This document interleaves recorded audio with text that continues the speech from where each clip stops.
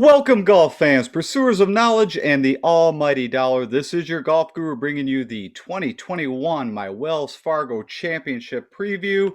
And we'll also do a little recap, of course, of the Valspar. It was an amazing weekend. And first off, thank you for stopping by.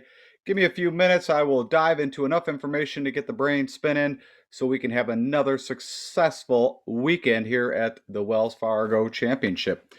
Okay, first line of business, let's get this out of the way. I am still running a promotion, a giveaway. This is for the PGA Championship upcoming, and it is specifically for the Millie Maker, the $3 million DraftKings contest, the $20 entry.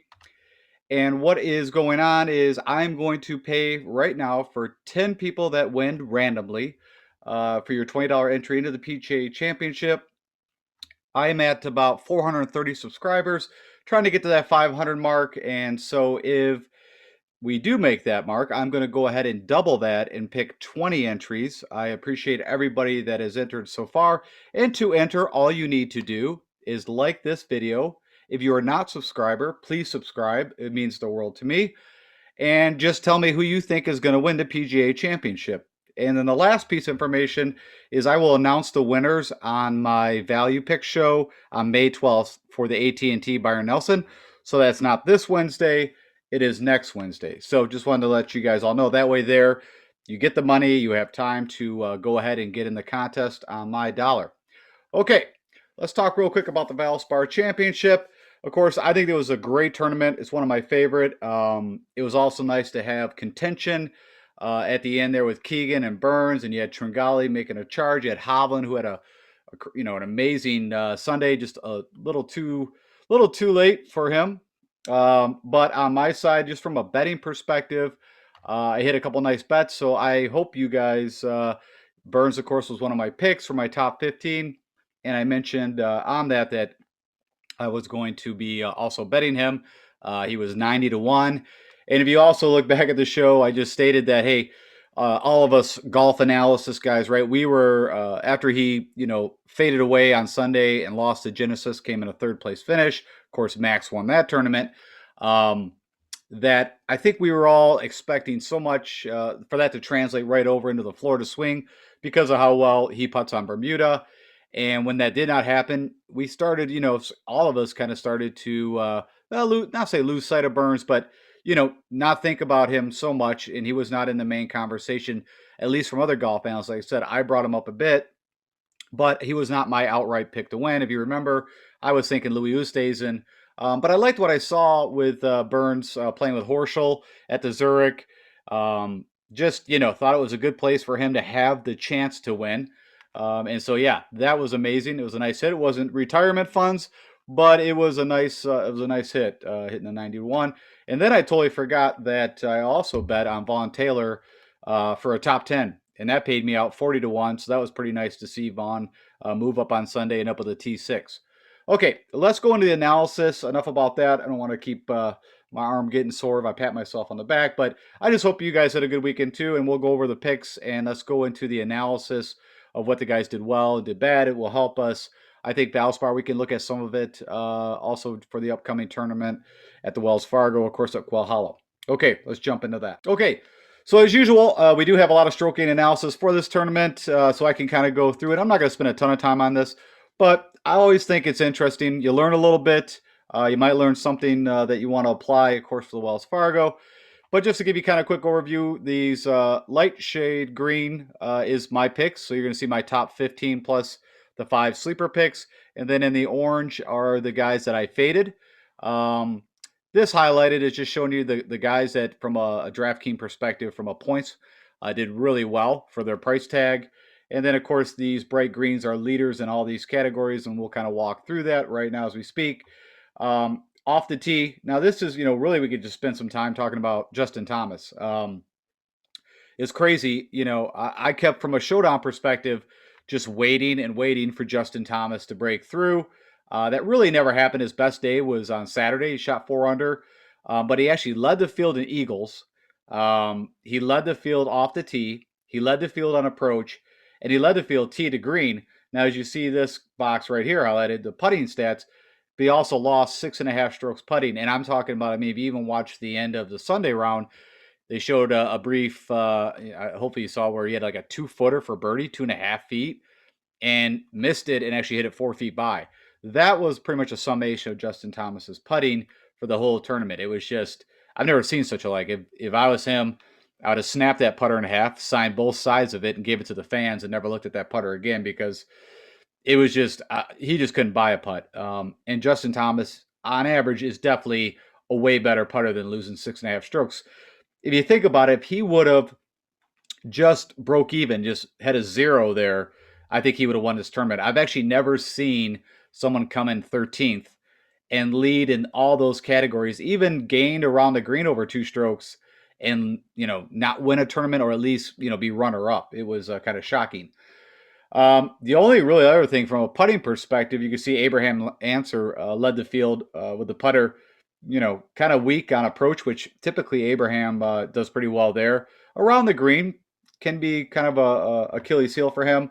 But usually tee to green, he's solid. It's the putter that typically will come. So it's kind of interesting that, again, on Bermuda, there's some correlation there. If Abraham Answers found a hot putter, then he gets these things where they typically are. He could be very live for the Wells Fargo. And then lastly, we want to just look for around the green. Who led in that category was Lucas Glover. If we kind of just walk through, for me, from a DFS perspective, and I didn't, with the betting, I did well. From a DFS perspective, I did good in Showdown. I put 15 lineups in the 200K GPP large main event.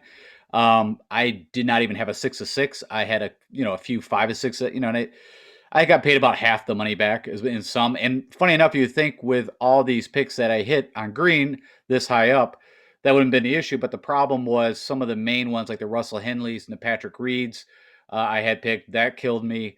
And then, of course, out of my sleepers, which I usually do pretty well, out of the 5 value picks, I actually only hit one that made it to the weekend. That was Camilo Villegas.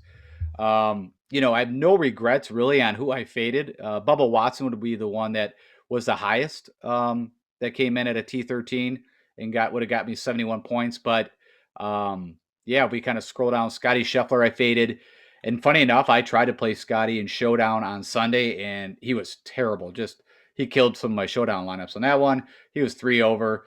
And if we look, tee to green, Scotty played well. Around the green was bad. And then the putter, he was barely positive. I mean, if you'd have gave that 0.2 to JT, he might have won the tournament or came in at T2. Sungjae M, kind of had a, pretty good start, and then fell apart on the weekend. Corey Connors was just, humdrum. And you could see around the green and putter where typically Corey, it was good to see his approaches back up. That was a little lower at the previous tournament, but he's still solid tee to green. I faded DJ, and I'm going to keep fading DJ until I see something. Of course, he had major putting woes. I mean, I didn't even look. Where did we end up? Yeah, he lost a point, about over a half a stroke putting, but around the green was bad. And approach, just nothing there. I mean, off the tee was great. But yeah, DJ he still keeps swapping around putters. And I talked to you guys about this a while ago. And, I can't blame it all. But since he put in the new Sim 2 driver, he hasn't been the same. I'm not saying that's the main cause of the issues. It wasn't, as you see, the driver so much causing him issues. I mean, he'll be back and forth where he won't get that slight fade off the tee. But I wish he'd go back to his old Spider putter that he won the Masters with, and go back to your driver. Go back to the equipment that you were kicking ass with, and scrap the new stuff, because if it's, I don't think it's a swing issue. It might be a little bit of motivation issue. I think it's a bit of equipment and motivation, if you had to ask me. But, again, for being one of the highest priced guys, I was glad that I did fade DJ and all the, large GPPS or GPP DFS stuff. So that didn't affect me. This is where, so Patrick Reed, missed a cut by a stroke. Luke List missed a cut by a stroke. Emiliano Grillo, that was crazy. He came out 5 under on day one, and then on Saturday went 5 over, missed a cut by a stroke. So that one really stung. And then I faded Doug Gim. If you guys remember, we talked about, I was kind of in between, and, my narrative of when he plays tough tracks, he's missed a cut every time, and this stayed the same. Now, yeah, he only missed by like a stroke, but still, I'm sure that had to burn. I didn't see what his percentage. I forgot. I think he was like 13% owned or something like that. That had to sting some folks. So I was glad. Hoagie looked like I thought would be one of my best plays from a value play out of all the 5 I was picking. And again, he missed a cut by a couple strokes. Actually, I think it was 1 under was the cut. So he missed it by 3 strokes. And then Chris Kirk, was one of my picks. It wasn't a value pick. He was actually one of my picks. And I don't know, that's the first cut he's missed in a while. But, did okay on, was doing okay on Friday, on Thursday. Friday came out, shot 3 over. Then he had Sloan, who, missed a cut by a couple strokes, few strokes. He had Lonto Griffin, who, funny enough, that's funny because I mentioned that he was like bare min price or some ridiculous price on FanDuel, not on DraftKings. You can see he was 7,400 on DraftKings, but I think he was, yeah, and that he went out and missed. So I'm sure a lot of people on FanDuel, I mean, if you were smart, you just faded Lonto and you probably have been okay if you were playing on FanDuel side.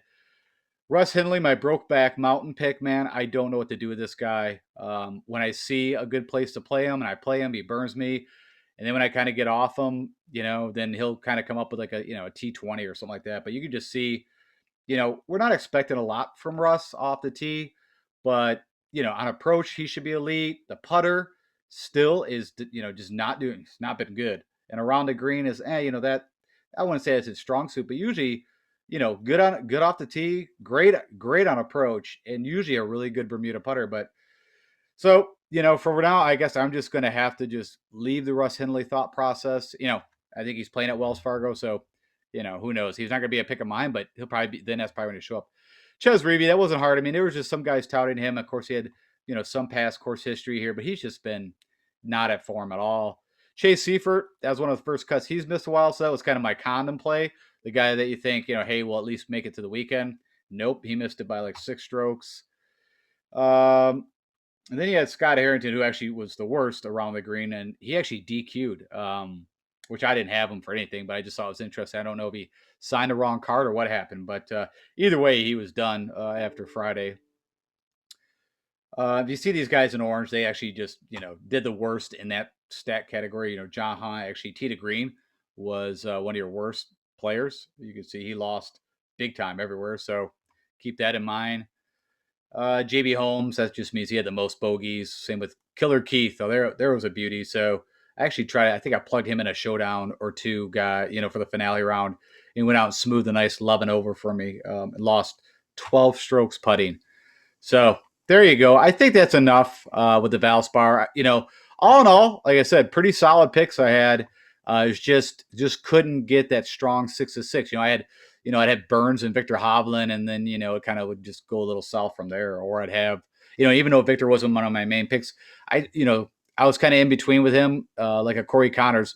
It was really between him or Corey Connors, and I went with Connors, and, should have went with Victor. But I did have him a few GPP lineups. Okay, enough about that. Let's go talk about the Wells Fargo Championship, why you guys are here. Okay, so first thing with the Wells Fargo, we have now traveled over to Charlotte, North Carolina. We, of course, are at the famous Quail Hollow Club, built back in 1961. We have a lot of stroke gain data here. The Wells Fargo Championship's been playing here since 2013. And the architect is George Cobb, which I thought was kind of interesting, was actually the designer of the par 3 course at Augusta. There's some similarities. I think you could, have some crossover from Augusta where they play the Masters. But yeah, just thought that was kind of interesting. We are back to a traditional par 71. What I mean by that is, last week we were at a par 71, but they actually had 4 par 5s, 5 par 3s, and 9 par 4s if I do my math right. Maybe mess that up. But this is a longer track. It's one of the longer tracks that the tourist plays. And it's also one of the harder tracks. We're kind of at the stretch between like the Valspar and this at Quail Hollow. You look at 2 of the tougher tracks they play. And but we are traditional. It's back to 3 par 5s, 4 par 3s, and 11 par 4s. Make sure I got that right this time. And they did a little bit of a restoration here back for the PGA Championship. So a lot of the stuff I'm going to focus on is pretty much the 2017 PGA Championship. And of course, 2019, we didn't have this tournament. It was one of the canceled events last year due to the pandemic. And when they did that, they changed some holes around, lengthened some holes. They also put in some new turf. So the fairways and greens are all got this, ultra dwarf Bermuda, but just for us, Bermuda grass. The greens are a little larger, around on average 6,500 square feet, and there's a bit of slope, so we're gonna have to watch out. Putting is going to be crucial, and we'll look a little more at that. Your player field right now, from what I see, you got about 152 players. Of course, typical tournament where it's T65 and ties. So your top 65 players and then anybody that ties that. Historical cut, again, looking over the past few years, you're looking at +2 to +4, which was the exact same thing at the Valspar.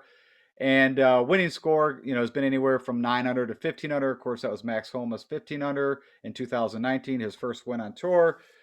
And this I just thought was kind of interesting. Just again, and this is more if you're doing research. If you are looking and you pull up Wells Fargo for 2017, that was actually played at Eagle Point, and you really can't count that, a total different course. But what we are going to look at, of course, is the 2017 PGA Championship, which, of course, Justin Thomas won and was played at Quail Hollow. So we can use all that information. And again, it's relevant because that's when they made the changes to the course. So 2017, 18, and 19, all good data we're looking at. If you go back before that, you could kind of see some different winners that I just don't think really fit with what we want to look at. And we'll look at those guys deeper when I get into past winners. So from a course defense perspective here, you do have a bit of elevation here. You're going to have, some, I don't say super blind shots, but you're going to have, hidden drives that are going to go downhills, uphills. You're going to have some balls above you, below you. One thing about this course is thicker rough than even the Valspar had a little bit of rough, but this course has, I think, even more. Now we'll see how that works out. But in past, it kind of falls under the moderate, but thicker rough than what we've been seeing in the last few tournaments.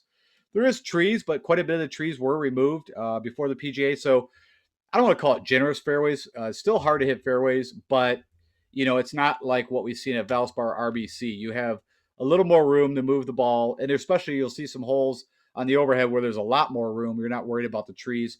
So it's not, I don't consider it a super tight track, but there is some trees. There's also the pine needles under. So again, a little bit like Augusta. Water does come in play towards the back on 6 holes, and we'll get a little look at that when I look at the overhead. And then, of course, like the bear trap, and like we just had the snake pit, and now we've got the green mile, which is kind of funny, that name. I was sitting there going, well, does the last 3 holes actually equal a mile, which is around, I think, off the top of my head, like 1,700 yards, which would have to be 3 crazy par 5s, and it does not. I think it works out to like 1,200 yards or something. So, not sure why it's called the green mile, because there's a par 3. I mean, the last hole, which we'll look at, the 18th, is a 500-yard par 4. So it has definitely got some length to it. And there's some crazy, it's kind of funny, this course. We'll go and we'll just go look at the, let's look at this and then we'll look at the scorecard and we talk more about that. How about that? So again, I always like to give you guys a quick overhead view of the course. This is what I left this because I thought was kind of interesting, is this was the changes that were done. They really kind of took 2 holes, removed them to create one, lengthen it. So, as I mentioned, for the PGA, they did some changing around, put some money in the course. This is the area here with the green mile. So you got 16, 17, and 18. So you got a long 16, you got 18, and then you got the par 3, which I think is like around 180, but don't quote me on that. But this is where the water will come into play. There's also a creek that runs through it. I'm trying to remember what hole it was on. Maybe it's over here, but could be 18. Actually, yeah, it's right here. On 18 is where the creek runs through. But as you can see, you got some trees, but you can see there's a little more open area. Quite a bit of sand protecting the greens. And of course, there was a bit of rain here in 2019. I think they even had to postpone play at times, if I remember correctly. And what I saw was, the greens are typically run firm here, but the guys were able to go, hit shots that could check, even have a little bit of spin back. When you give these guys that ability, it's all, due to how much rain the course gets. They're going to be able to score, and that's hence why that was one of the lower scores Max Homa shot at this course. Let's look at the scorecard because that'll give you a little better understanding too. So, it starts right out 480-yard par 4, so definitely not the gentle handshake you're looking at, not like the par 5 they just had at the Valspar at Copperhead. It's a ranked number 5, 5th hole hardest, from a handicap perspective. As you kind of get into the round, you can see it kind of lessens up. You got a gettable, par 4 here, 315. So that's what I was kind of saying is there's quite a fluctuations in the par 4s, but on average, I think there's, as I said, somewhere around like 8 par 4s that are 450 to 500. So it's going to be a big deal about managing those par 4s. I'll get a little more into that. Then, of course, you can see like almost the 3 toughest holes are your finishing holes. Not too different than what we saw at Valspar at the Snake Pit. So a lot of things can change in a guy's round where, we even saw where some guys were doing pretty well through their round and then got towards the end and then, fell apart fell apart. I think that's about it for the scorecard. I mean, from a perspective of a showdown or whatever you're doing, I don't, it's always the same thing. I don't see a super advantage. I mean, at some point you have to come around, I guess if you want to, pick guys that started on the front, it looks like they might have a little easier bit to go than maybe the back. But yeah, either way, they've got, you got 4. Okay, yeah. So, I mean, you definitely get the 4 of the hardest holes are on the back. So, the front 9 definitely would be an easier start.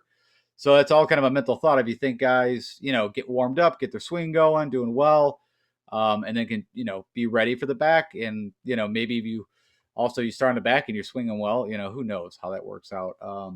Anyways, nothing much more I wanted to point out.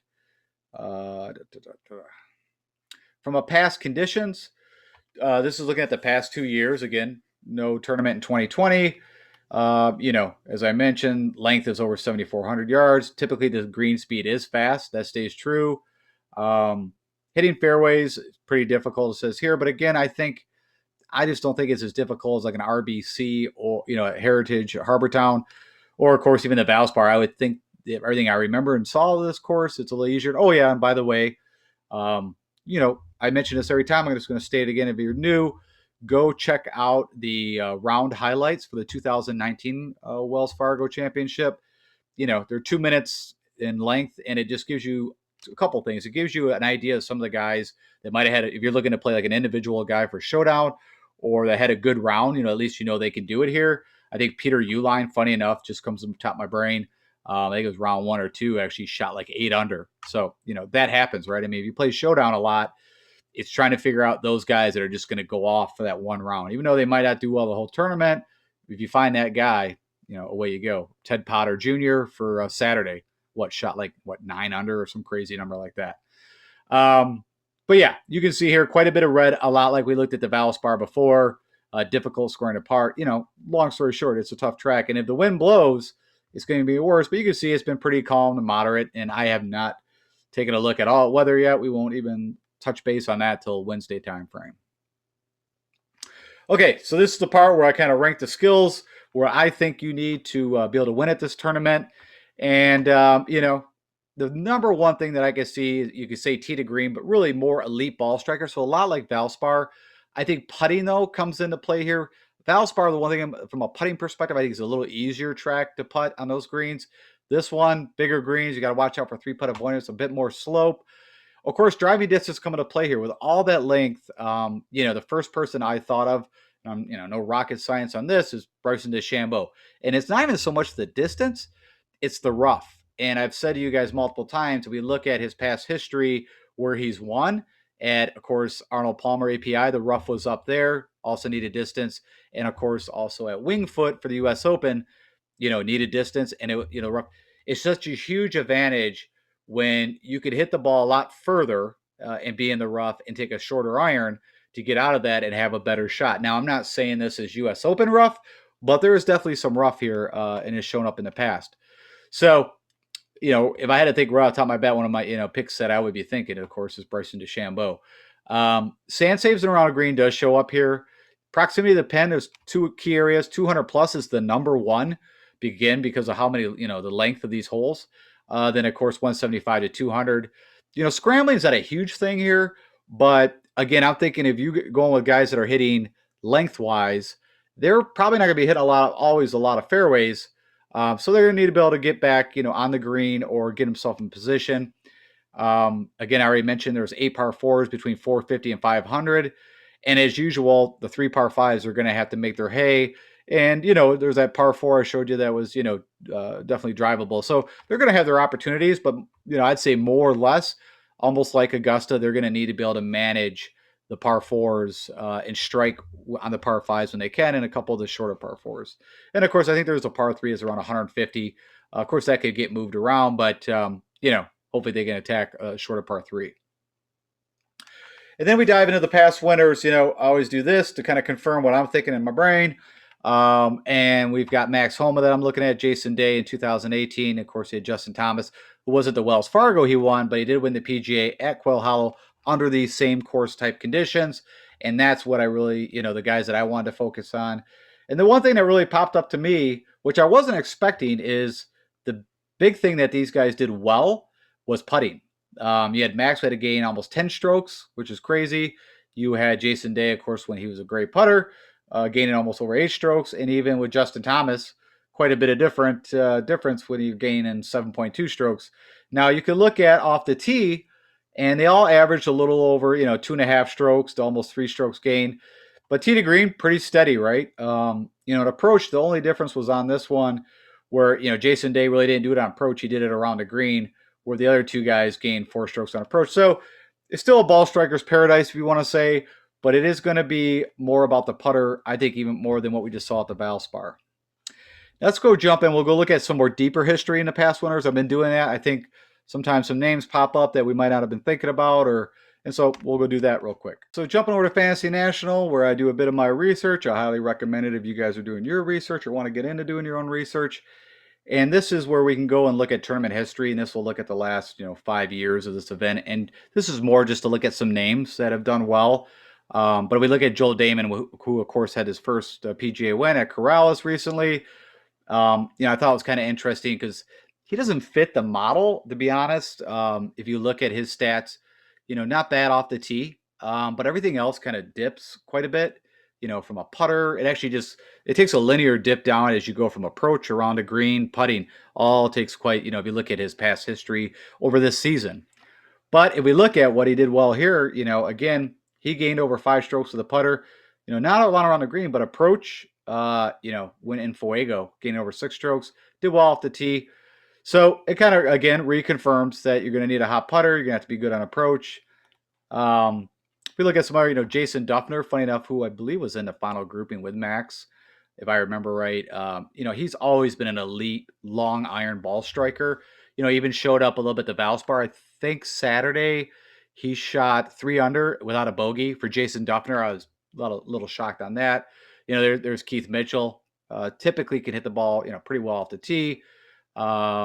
Just seeing another great iron player in Pat Perez. There's my Vaughn Taylor. Doc Redman at the time, right? Elite tee to green.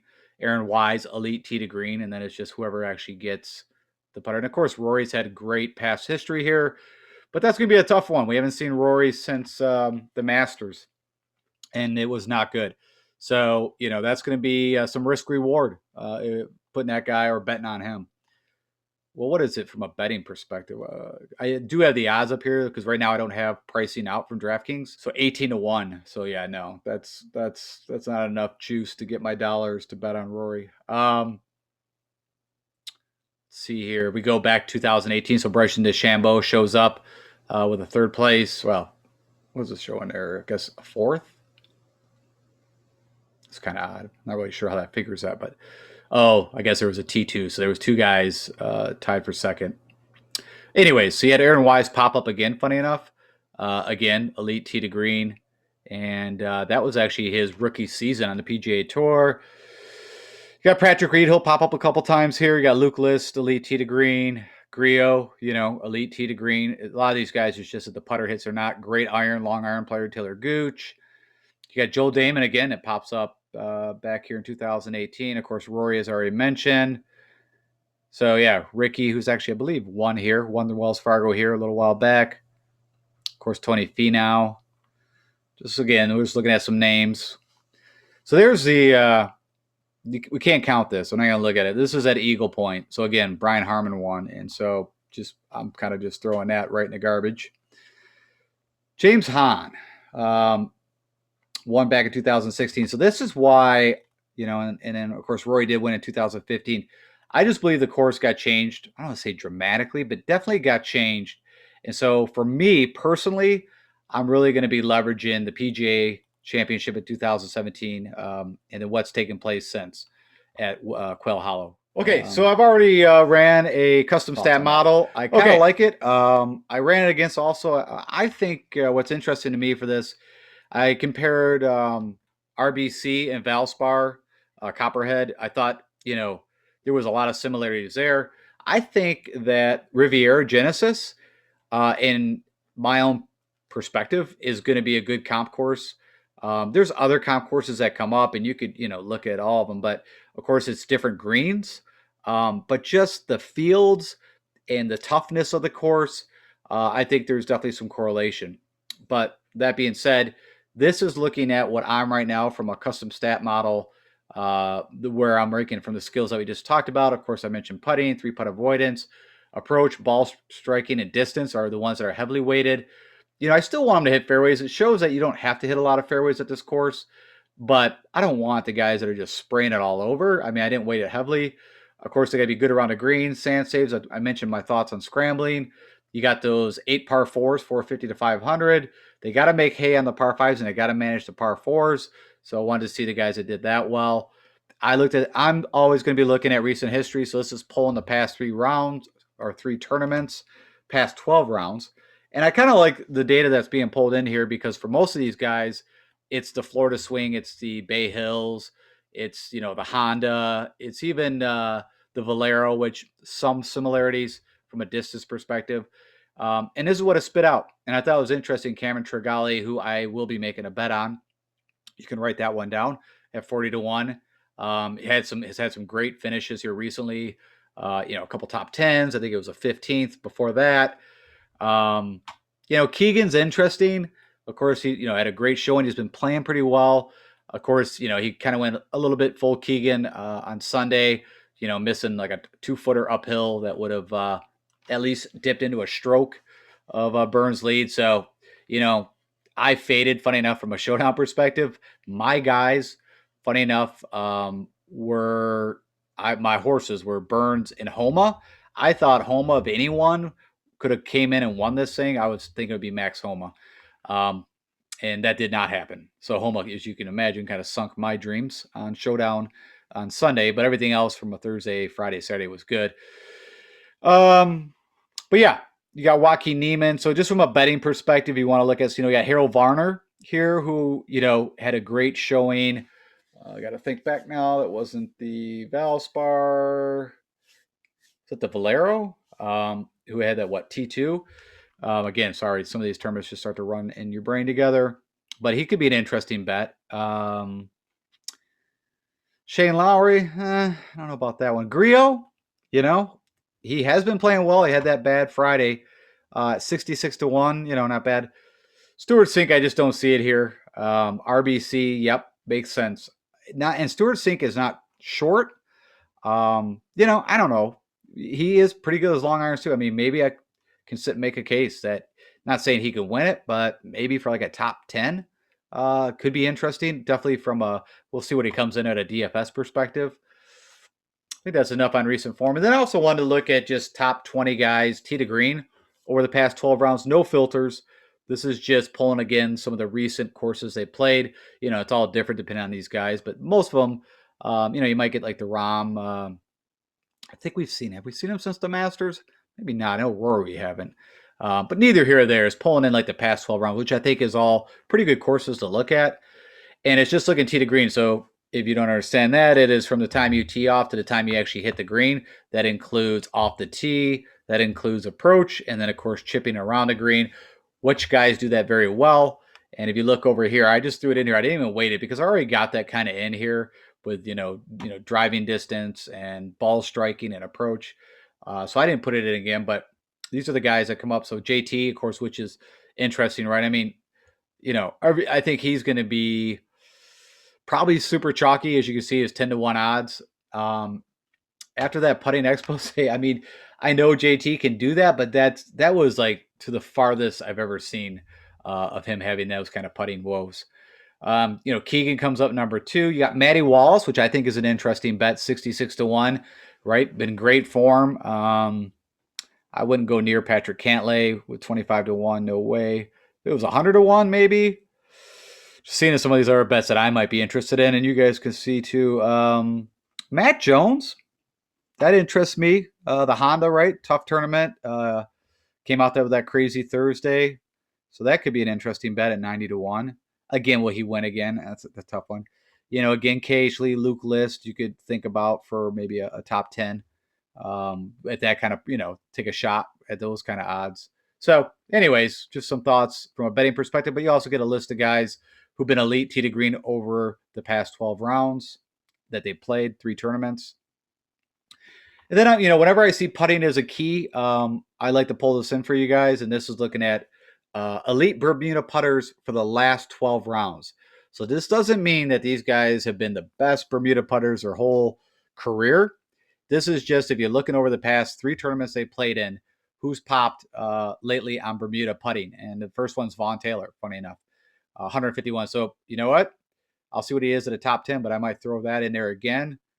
Ian Poulter had a crazy, I don't know if that was Friday or Saturday. He came out and was 5 under after 9 holes at Valspar, and then just kind of faded after that. But again, it was a great showdown play, and I had him. That's how I know that.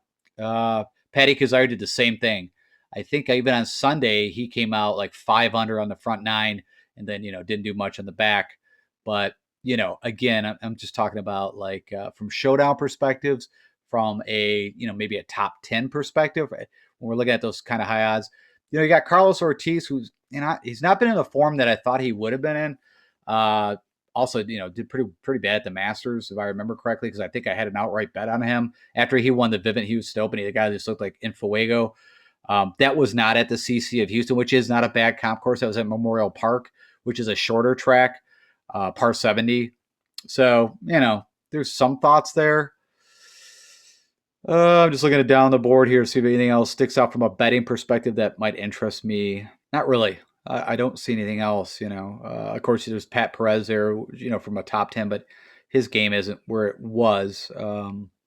Yeah. So anyways, but just more of just giving you an understanding who's been doing well with the putter on Bermuda, again, over the last 3 tournaments. Okay, and if we look at the comp course filters, courses, just so you know what's being pulled in here, you're looking at Bay Hill, CC of Jackson, you got Torrey Pines, Riviera. Oh God, I'm going to blank at the Honda Classic. PGA National. When I look at the Houston Open, I'll be looking at prior to the recent event, the CC Country Club of Houston. Then you got the Golf Day Club Chapultepec. We can look a little bit at that for the WGC. They didn't play there, of course, recently. That was played at Concession in Florida, but we can go back. There's some, from a distance perspective, there's definitely some crossover. I think it's different greens. I don't think it's Bermuda greens there, but neither here or there. If you put the comp course filters on and we look at that same model I've been running over the past 12 rounds, funny enough, we were just talking about Matty Wallace. Actually comes up number 1. You got DeChambeau, so that makes sense to me. Max Homa makes sense. Jason Day, of course. Rory, great success here. Justin Thomas, success here. You got the Gooches and the Niemans. Shoffley. I think, Will Z is going to be maybe someone I bet. Maybe could be a nice place for him to get his first win. Harris English, no thank you. Ricky Fowler, no. Adam Shank's actually been playing pretty well. Might be something to think about. Maybe a top 10. And of course, you got Rahm coming up the rear. So just so you know, these are the courses I'll be kind of, again, looking at as we do more deep dive analysis. When I start to make my picks, I'll be leveraging those. And if you'd like to use them, also feel free. That is it for me. So I hope that helps get your brain kind of spinning for the Wells Fargo. I'm excited. Another great tournament, an amazing field that we're going to have here, and getting pumped. I don't know what the AT&T Byron Nelson field is going to look like. I'd guess not good because you're going to have the PGA coming up. So I think a lot of the guys are going to be, using this course to get them prepared for the PGA. And so, yeah, it should be an amazing tournament. Again, I appreciate it greatly. If you think you're getting, if you're getting value from this, you enjoy what I'm doing, click the like button. It always helps me. Share it with anybody else. But definitely subscribe. If you've not subscribed, that would mean the world to me. And then if I can help you with anything, as always, hit me up on YouTube comments or follow me on Twitter at DFS Golf Guru. And anything I can help you out with, I will. And I'll do one and done if, for tomorrow, along with, of course, picking my favorite bets, and then of course for DFS picks. All of that'll be done on tomorrow's show. All right. Thanks, guys. All the best.